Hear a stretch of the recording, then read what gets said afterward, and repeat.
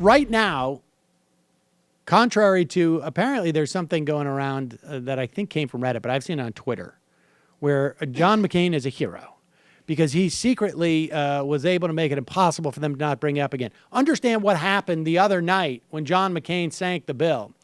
He was voting on an amendment. What Mitch McConnell did is he only presented amendments that were basically stalking horse for the underlying bill. And the reason why I did that is because he needed to keep the reconciliation bill alive. Now, that's the 2017 reconciliation bill. You only get one a year, one a fiscal year. There's a 2018 that goes live in September, but you can keep the 17, you can push that even past September 30th. Gets a little bit complicated, but apparently it's doable. But you cannot start on the 2018 and go back to 2017. As soon as you bring up the 2018 reconciliation bill, which they want to use for tax reform, the 2017 dies. So it appears like, at the very least, they've shelved it, but they haven't put it away. It could come back. Lindsey Graham has his little plan to basically block grant everything. Keep the taxes, block the grants. Let's get this done. Come on, y'all. We're all going to be melted down. We have this giant nuclear conflict with North Korea that I'm fixing to start, so might as well take away their health care. Well, that's going to be... Come on, y'all, let's do it. That's his jobs program for North Carolina. Wow. If there's no Koreas and no Japan and parts of Asia completely we'll wiped melt out. all those yellow bastards down and genetically modify some rice patties for us. And then we can cut Medicaid. All right. I'm a moderate. So understand, Donald Trump has from the beginning been talking about we should just let Obamacare fall and then they'll have to negotiate. Starting really under the Obama administration, when the Congress voted to defund the risk corridors for insurers, which is basically an insurer says, okay, I'm going to go into this market. I'm going to offer a product on the exchange. I don't really know who's going to buy it. And if I don't know who's going to buy it, I don't have any actuarial tables that tell me how much I'm going to pay out versus the amount that I'm going to take in. And so I can't manage my business model. Now, frankly, this is why the insurance industry was going to die anyways. And why, for a long time, Joe Lieberman, I believe, was supportive of a buy-in at age 55 or Medicare for 55 and older, because the business model of health insurance generally doesn't work unless you keep it afloat with government subsidies. So while the Republican plans don't even constitute any plans, the Democratic plan that we have, the worst part of it is just the subsidies of private insurance. Expansion of Medicaid is good. The patient protections and actually making sure the product is good. But the risk corridor has basically allowed the insurance companies to go into the markets blind, and the government basically saying, we're going to backstop you. If your losses exceed an extra, this amount, we're going to pay you. We're going to subsidize you. Almost like you would farmers, right? You put your crops out there. If the shit hits the fan, we got you covered. Congress defunded that. There are lawsuits right now that have already been ongoing trying to sue the government into paying for those risk corridors. But what else you've seen is that in predominantly the Republican-controlled states, they have made it much harder for the insurance companies in these individual markets, the risk corridors being the primary thing.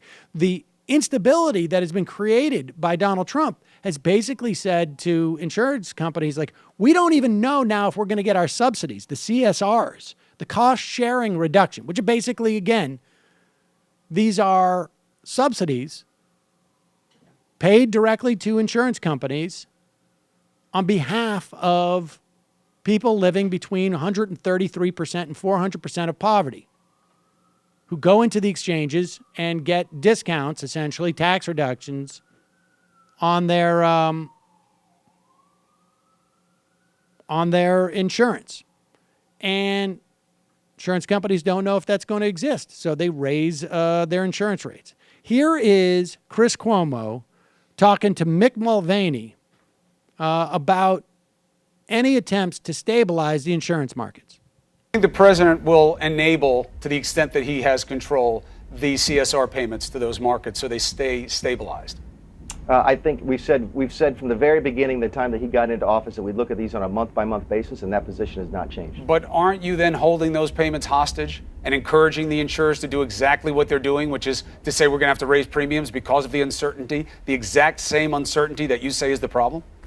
Chris, we're having the exact same conversation we had 30 seconds ago. Yeah, because I feel like you're dancing around the the reality that you need those payments in order to stabilize the markets. And if you're holding them hostage, you're essentially putting people stop at risk. For a second. Stop for a second. These payments have been there for years. Right. The markets are not stable. You are making the assumption that if we make the not payments, all the markets, No, stop all for a second. markets are not unstable. You asked all me the markets question. are not Let me finish unstable. the answer. All You asked me the markets are question. not unstable. You asked me the question, let me finish the answer. You are assuming that with these CSR payments, the markets will stay stable. That is a false assumption. It's not a fair question. More stable than Listen, otherwise. Well, the insurers are saying we're going to have to raise replacing- premiums if you don't give them to us. What do you call More that? stable is replacing this with something that actually works. That is more stable. And the that is CBO goal of said this that every one administration. of your suggestions made it worse. Every single one, the CBO said. And your reaction to that was to try to dismantle the CBO. There you go. Wow, you got to hand it to Chris Cuomo. Mick Mulvaney, this guy, I got to say, not the A-team. Not the A-team. Now, understand the dynamic here. They say they're going to do this month to month.